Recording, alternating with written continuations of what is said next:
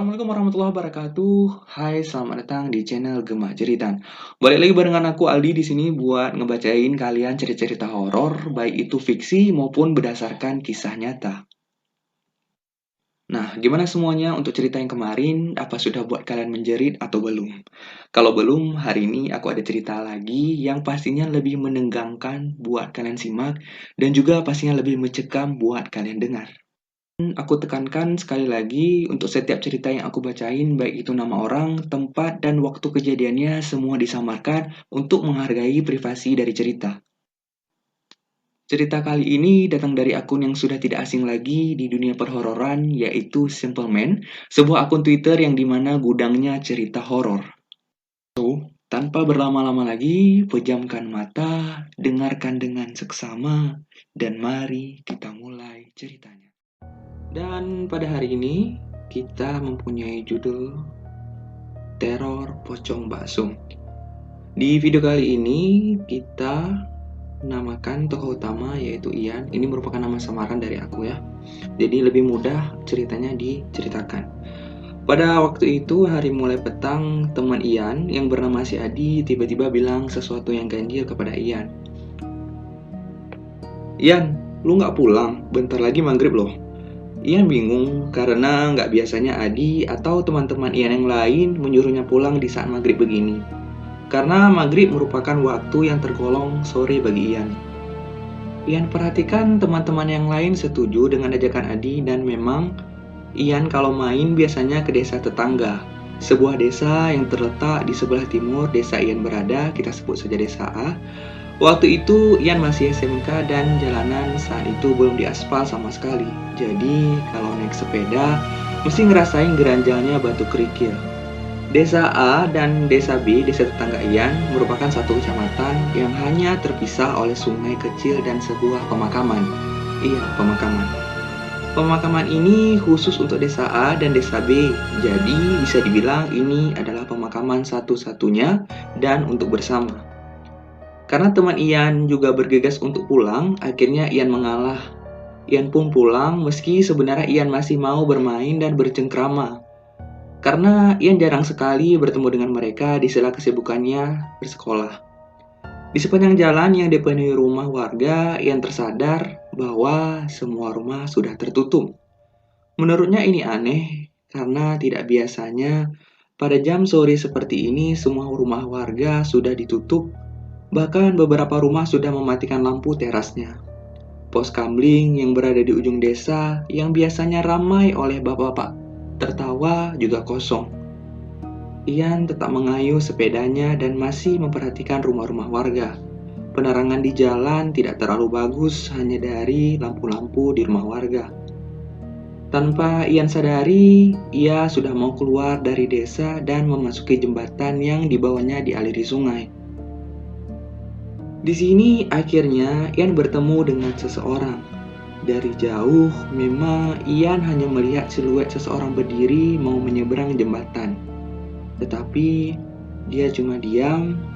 Ian berpikir mungkin lagi nungguin Ian karena memang jembatannya sempit dan tidak bisa dipakai untuk dua jalur. Semakin Ian mendekat, perasaan Ian tiba-tiba tidak enak, seolah-olah tiba-tiba ada angin dingin. Begitu sudah dekat dengan jembatan, Ian dapat melihat dengan jelas siapa yang berdiri di sana. Rupanya Mbak Sum.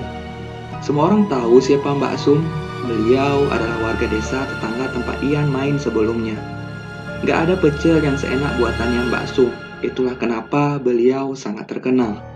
Begitu mereka berpas-pasan, Ian menyapa beliau seperti Ian menyapa warga sebagai sopan santun, sebagai masyarakat Jawa yang tahu tata krama. Monggo, kata Ian. Tapi Mbak Sum tidak menjawab salam darinya, beliau hanya berdiri, matanya kosong, melihat jalan menuju pemakaman. Ian berpikir mungkin beliau tidak dengar salam dari Ian.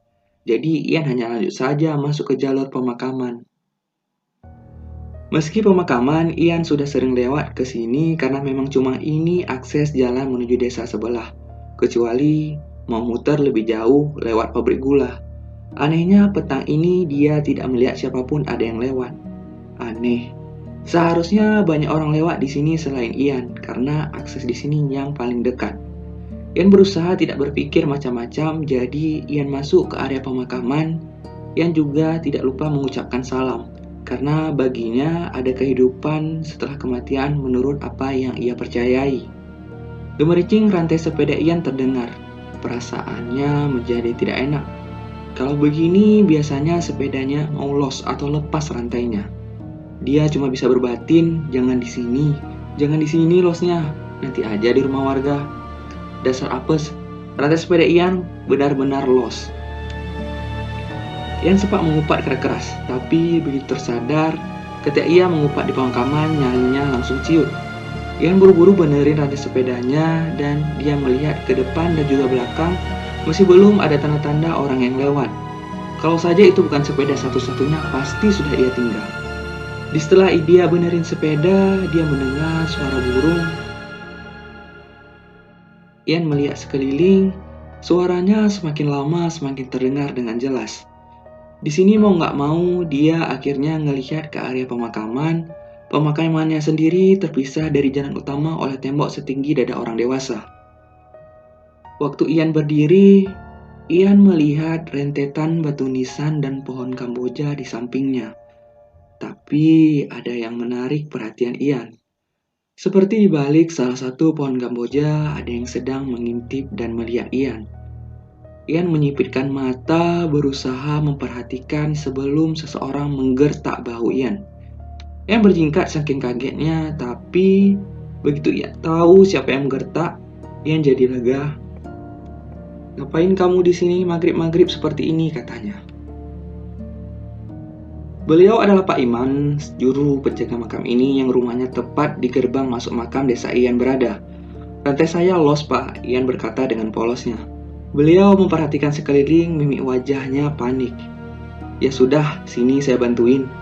Beliau membantu Ian membenarkan rantai sepedanya, sementara Ian melihat di mana pohon Kamboja tadi, namun tidak ada tanda siapapun yang ada di baliknya.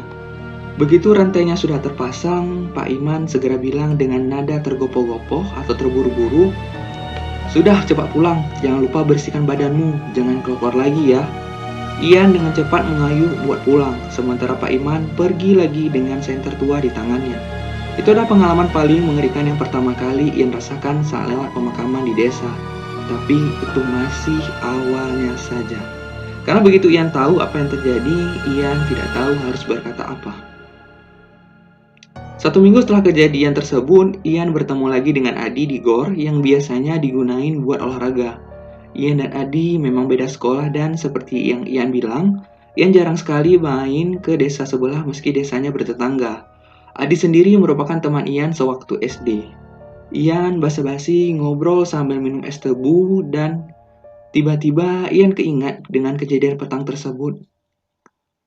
Ian ceritain semuanya mulai dari rumah warga sampai kejadian di pemakaman yang menurutnya seram. Tapi Ian lupa detail cerita waktu Ian ketemu dengan Mbak Sum.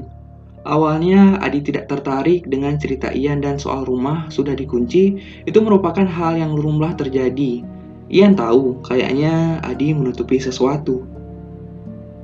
Ian juga bercerita kalau di pemakaman kayak lihat ada orang mengintip Ian dari bari pohon Kamboja sebelum Pak Iman datang. Adi masih tidak tertarik. Sampai akhirnya Ian bercerita, Ian ketemu Mbak Sum di jembatan di atas aliran sungai antar desa. Di saat itu, Ian tahu Adi tampak pucat dan melihat Ian dengan tatapan ngeri. Adi tidak berkata apapun, kemudian dia pamit karena dia kembali ke sekolah. Ian tidak penasaran sama sekali, karena memang semua rentetan kejadian tidak ada yang perlu dibikin penasaran. Sampai akhirnya ketika Ian tiba di rumah dan ibunya bilang tidak memasak, Ian mengusul kepada ibunya untuk membeli pecelnya Mbak Sum saja. Ibunya cuma melihat Ian dengan tatapan bingung. "Loh, kamu tidak tahu?" kata ibunya. "Tahu apa, Mak?"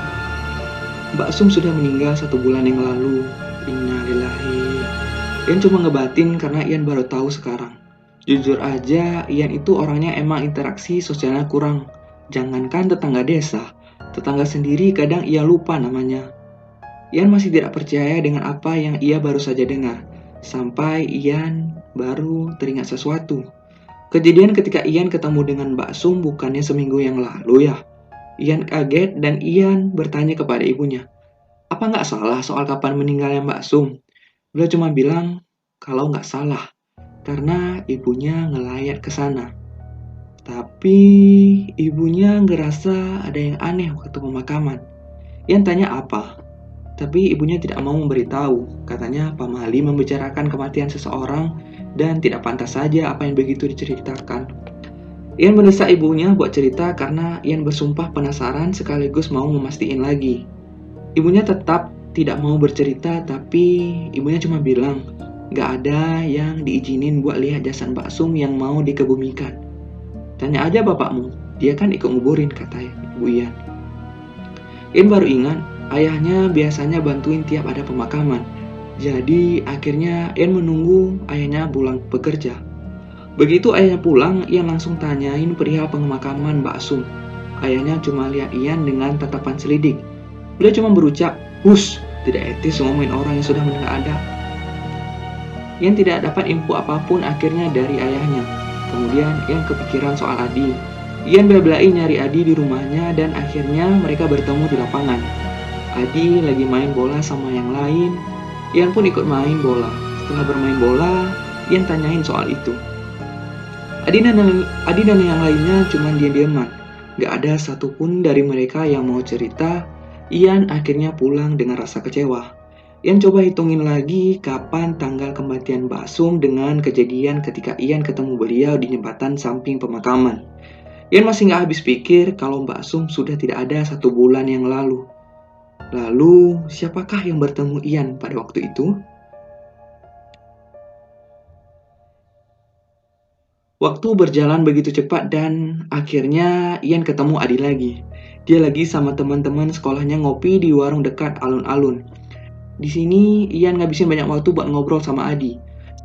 Akhirnya Adi nyeletuk, "Ian, lu masih penasaran sama gue kenapa gak mau ngomongin soal Mbak Sum?" Otomatis Ian kaget. Udah lama Ian tidak tertarik lagi sama hal tersebut. Dan udah ngeyakinin mungkin Ian salah lihat pada waktu itu. Tapi pertanyaan Adi terlalu menggiurkan untuk ditolak. Jadi Ian hanya bilang, "Iya, gue masih kepikiran."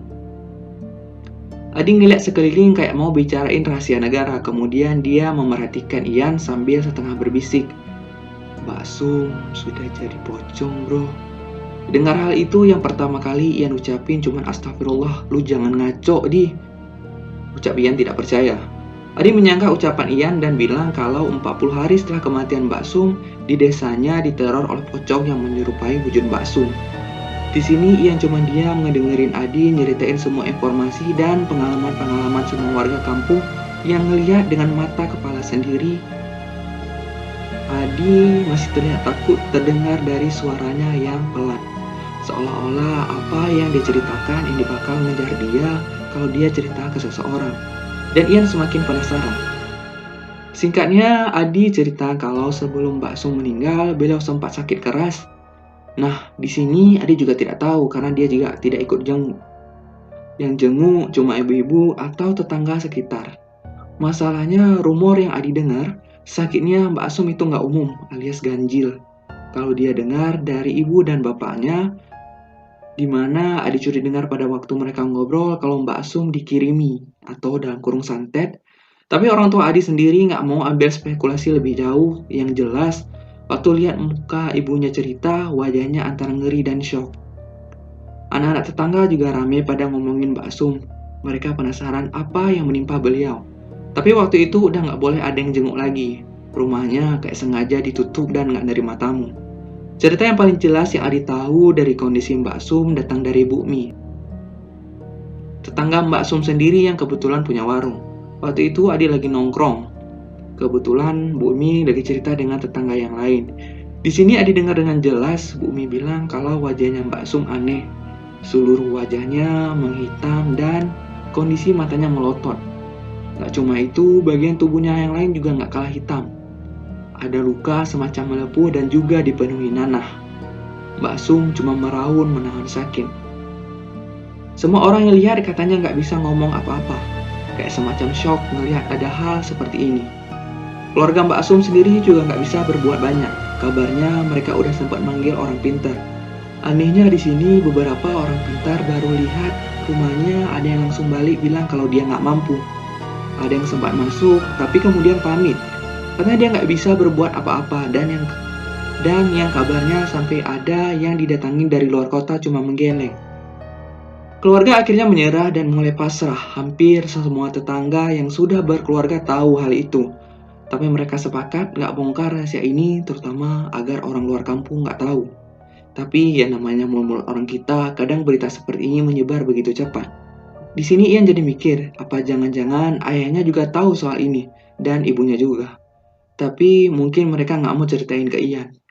Jujur aja, waktu Adi cerita, bulu kuduk Ian merinding, padahal hari masih siang.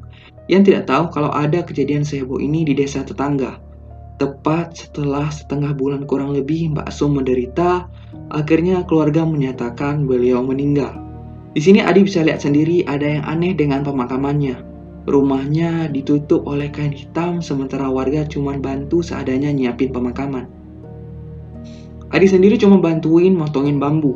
Sementara dia ngelirik ke sana kemari memperhatikan keluarga yang mulai masang kembang di sekeliling rumah. Saat itu sekitar jam 4 sore tapi langit sudah gelap dan suasananya tidak sangat enak. Jenazah dibawa ke pemakaman pada jam 5 kurang. Diiringi warga sekitar, kemudian tiba-tiba Adi dan pemuda-pemuda lain dicegah untuk ikut. Niat, gue cuma ingin bantu, kata Adi. Tapi hampir semua orang dewasa wajahnya pucat. Akhirnya pemakaman dilangsungkan. Nah, gimana ceritanya nih? Udah cukup seru kalau sudah cukup seru. Kelanjutan kisahnya nanti akan ada part 2-nya di channel ini juga. Jangan lupa kalau kalian mau tahu cerita selanjutnya mengenai teror pocong Mbak Sum dan apa yang terjadi pada Adi dan juga Ian, boleh di like, komen, dan juga subscribe, dan jangan lupa bunyikan lonceng notifikasinya.